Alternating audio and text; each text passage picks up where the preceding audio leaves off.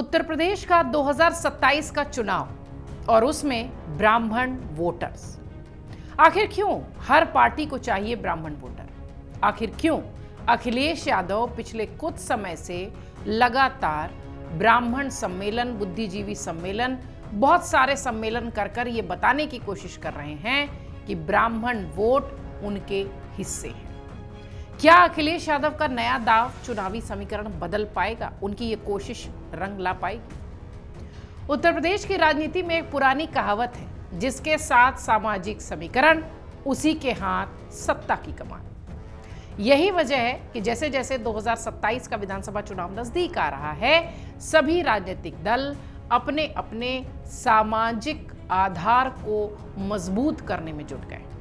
इसी रणनीति के तहत समाजवादी पार्टी ने अपने संस्थापक नेताओं में शामिल रहे जनेश्वर मिश्र की जयंती पर लखनऊ में प्रबुद्ध सम्मेलन आयोजित किया, जिसे राजनीतिक जानकार सीधे तौर पर ब्राह्मण समाज तक अखिलेश की पहुंच की कोशिश मान रहे। जनेश्वर मिश्र समाजवादी आंदोलन का बहुत बड़ा चेहरा रहे हैं। कहा यह भी जाता है कि वो अखिलेश यादव के गुरु की तरह भी उनको मदद करते रहे हैं। समाजवादी पार्टी का सबसे प्रभावशाली ब्राह्मण नेता उन्हें ही माना जाता रहा है। मुलायम सिंह यादव के भी वो बहुत करीबी रहे हैं। बाद में अखिलेश यादव के राजनीतिक मार्गदर्शकों में भी वो शामिल रहे हैं, जैसा कि मैंने बताया। ऐसे में उनकी जयंती के बहाने ब्राह्मण समाज को संदेश देना मात्र श्रद्धांजलि नहीं है, ये एक सोची समझी चुनावी रणनीति है। इस सम्मेलन में केवल पार्टी नेताओं को ही नहीं, बल्कि काशी, अयोध्या, मथुरा के संतों, विद्वानों और प्रबुद्ध वर्ग के लोगों को बुलाया गया था। अब आप समझ गए होंगे कि वाकई में यह सिर्फ किसी को श्रद्धांजलि देने वाला कार्यक्रम नहीं था। मंच से वैदिक मंत्रोच्चार हुआ, संतों का सम्मान हुआ। यह संदेश देने की कोशिश होगी समाजवादी पार्टी की, और केवल पिछड़ों और मुसलमानों की यह पार्टी नहीं है, यह पार्टी सभी वर्ग की है, ये बताने की। आखिर ब्राह्मण वोट इतने महत्वपूर्ण हैं क्यों, खासतौर से उत्तर प्रदेश में, मध्य प्रदेश में, बिहार में? उत्तर प्रदेश की राजनीति में ब्राह्मण समुदाय की आबादी लगभग 10 से 12% की मानी जाती है। पहली नजर में यह आंकड़ा बहुत बड़ा नहीं लगता, लेकिन जब आप चुनावी नजर से देखेंगे तो इसका बहुत व्यापक असर है। ब्राह्मण मतदाता राज्य के लगभग हर जिले में और हर विधानसभा क्षेत्र में मौजूद है। यही उनकी सबसे बड़ी ताकत है। यादव, जाट, कुर्मी या निषाद जैसी जातियां कुछ खास इलाकों में ज्यादा प्रभावशाली हैं, लेकिन ब्राह्मण पूरे प्रदेश में फैले। इसलिए किसी भी दल के लिए ये वोट राज्यव्यापी प्रभाव रखता है। यूपी की करीब 150 से अधिक विधानसभा सीटें ऐसी मानी जाती हैं जहां ब्राह्मण वोटर्स जीत हार का अंतर तय करने की स्थिति में होते हैं। कई सीटों पर यदि मुकाबला कांटे का हो तो 5 से 7% वोटों का झुकाव भी परिणाम बदल देता है। बीजेपी का मजबूत आधार ब्राह्मण समाज उत्तर प्रदेश में खासतौर से रहा है। 2014 के लोकसभा चुनाव से लेकर 17 और 22 के विधानसभा चुनाव तक ब्राह्मण समाज का एक बड़ा हिस्सा बीजेपी के साथ खड़े होता दिखाई पड़ता है। नरेंद्र मोदी की लोकप्रियता हो, हिंदुत्व की राजनीति हो, संगठन की मजबूती हो, ये सब इस समर्थन को और मजबूत करते हैं। हालांकि पिछले कुछ सालों से अगर आप देखिए तो समय समय पर ब्राह्मण समाज ने एक वर्ग में नाराजगी की चर्चा होती रही है, खास तौर से योगी आदित्यनाथ के आने के बाद। कभी टिकट वितरण को लेकर, कभी नौकरशाही को लेकर, कभी स्थानीय नेताओं की अनदेखी को लेकर। बहुत सारे ऐसे विषय रहे हैं जिसे विपक्ष नैरेटिव बनाने के उद्देश्य से उठाता है कि बीजेपी की सरकार से ब्राह्मण नाराज है। यही वो राजनीतिक खाली जगह है जिसमें अपार संभावनाएं तलाश रहे हैं अखिलेश यादव, क्योंकि अब अखिलेश यादव और समाजवादी पार्टी की एक बड़ी मजबूरी बन गए हैं ब्राह्मण वोटर्स।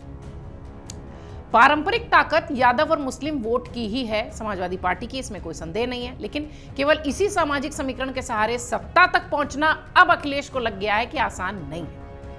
2022 के चुनाव में सपा ने एक अच्छा प्रदर्शन जरूर किया, इसमें कोई संदेह नहीं, लेकिन सरकार नहीं बना पाए।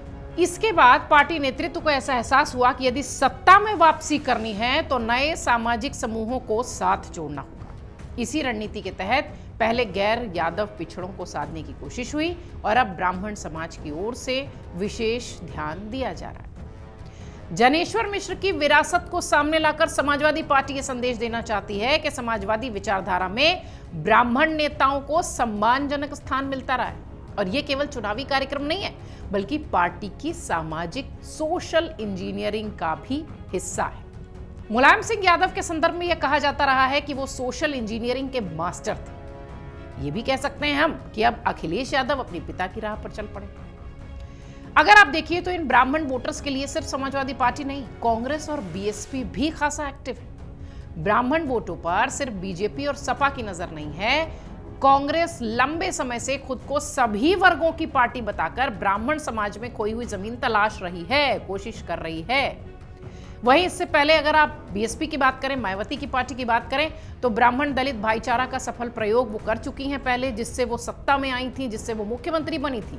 बहुजन से सर्वजन वाली रणनीति ने ही मायावती को 2007 में उत्तर प्रदेश की कमान दी थी और उस समय सतीश चंद्र मिश्र के नेतृत्व में ब्राह्मण सम्मेलन आयोजित होते थे और बीएसपी को ऐतिहासिक जीत मिली थी। यह उदाहरण आज भी सभी दलों के लिए प्रेरणा है, इसमें कोई संदेह नहीं। अब एक बड़ा सवाल ये कि क्या केवल सम्मेलन करने से ब्राह्मण वोटर्स शिफ्ट हो जाएंगे? ये एक बड़ा और चिंताजनक सवाल है। चिंता अखिलेश यादव की नहीं, समाजवादी पार्टी की नहीं। राजनीतिक विश्लेषक, राजनीतिक पंडित और उत्तर प्रदेश की जो राजनीति है उस पर गौर करने वाले लोग मानते हैं कि केवल सम्मेलन या सम्मान समारोह से किसी समाज का वोट पूरी तरह से शिफ्ट नहीं होता। मतदाता अब पहले की तुलना में कहीं ज्यादा जागरूक है, एक्टिव है। ब्राह्मण समाज भी अब केवल जातीय पहचान के आधार पर वोट नहीं करता। विकास वो भी देखता है, कानून वो भी देखता है, रोजगार, शिक्षा, स्थानीय उम्मीदवार की छवि, ये सब अब ब्राह्मण वोटर्स देखते हैं। सरकार के कामकाज जैसे मुद्दे भी उनके लिए महत्वपूर्ण हैं। यानी सिर्फ सम्मेलन में माहौल बना देने से अखिलेश यादव के लिए प्लस प्लस हो जाएगा, ऐसा लगता नहीं। अंतिम फैसला चुनाव के समय निर्भर करेगा, लेकिन हाँ, ये जरूर है कि इस तरीके के जो सम्मेलन होते हैं ये एक नैरेटिव बनाने की कोशिश में एक दो बूंद की मदद करते हैं। 2027 के लिए ये पूरा कार्यक्रम हो रहा है, 2027 के लिए ये पूरी लड़ाई चल रही है। यदि 2027 का चुनाव बीजेपी और समाजवादी पार्टी के मुख्य मुकाबले के साथ आता है, जो कि है, संभव है, तो ब्राह्मण वोट ही निर्णायक भूमिका निभाएंगे। यदि बीजेपी अपने पारंपरिक ब्राह्मण समर्थन को बनाए रखने में सफल रहती है और साथ ही अन्य वर्गों का भी समर्थन बरकरार रखती है, तो विपक्ष के लिए यह चुनौती है, अखिलेश के लिए यह समस्या है। लेकिन यदि विपक्ष यानी समाजवादी पार्टी, कांग्रेस अगर ब्राह्मण समाज के एक हिस्से को अपने साथ जोड़ने में सफल हो जाते हैं, तो उनके साथ मुस्लिम, यादव और पिछड़े वर्ग मजबूत पहले से हैं और ये भी अगर साथ हो गए तो मुकाबला बहुत दिलचस्प हो जाएगा, चुनावी तस्वीर बदल जाएगी। राजनीति में अगर देखिए तो कोई भी वोट स्थायी वोट नहीं होता, कोई भी वोट बैंक किसी का स्थायी नहीं होता। सामान्यतः तो यही देखा जाता है। ब्राह्मण समाज उत्तर प्रदेश की उन चुनिंदा जातियों में से है जिसका प्रभाव पूरे राज्य में है। यही वजह है कि हर चुनाव से पहले सभी दल इस समाज को अपने साथ जोड़ने की कोशिश करते हैं। समाजवादी पार्टी का यह सम्मेलन केवल जनेश्वर मिश्र को श्रद्धांजलि देने वाला नहीं है, जो कि मैं शुरुआत से कह रही हूं। यह है 2027 की चुनावी रणनीति की शुरुआत। दूसरी ओर बीजेपी अपने पारंपरिक सामाजिक आधार को मजबूत रखने की कोशिश कर रही है, जबकि कांग्रेस और बीएसपी भी अवसर तलाश रही है इन ब्राह्मण वोटर्स के बीच।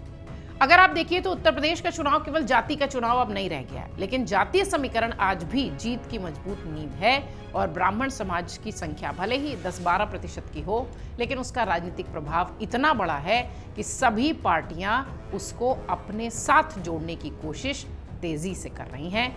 जनेश्वर मिश्र की जयंती पर समाजवादी पार्टी का ये प्रबुद्ध सम्मेलन उसी का उदाहरण है। अब ब्राह्मण वोटर्स किसके साथ जाते हैं, ये देखना बड़ा दिलचस्प होगा। पहल दोनों ओर से हो रही है, प्रतीकात्मक पहल कह लीजिए इसे या एक कोशिश कह लीजिए, लेकिन ब्राह्मण मतदाताओं के एक हिस्से को अगर समाजवादी पार्टी अपनी ओर आकर्षित कर लेगी तो बीजेपी के लिए ये मुश्किल वाली बात हो सकती है। 2027 का चुनाव इसी सामाजिक और राजनीतिक रणनीतियों के बीच तय करेगा। हर प्रतिशत वोट सत्ता की दिशा बदल सकता है, खास तौर से ये ब्राह्मण वोटर्स जिनके पीछे सभी दल पड़े। अगर आप ये वीडियो YouTube पर देख रहे हैं तो हमारे चैनल को सब्सक्राइब कर बेल आइकन दबाएं और Facebook पर देख रहे हैं तो हमारे पेज को लाइक करें।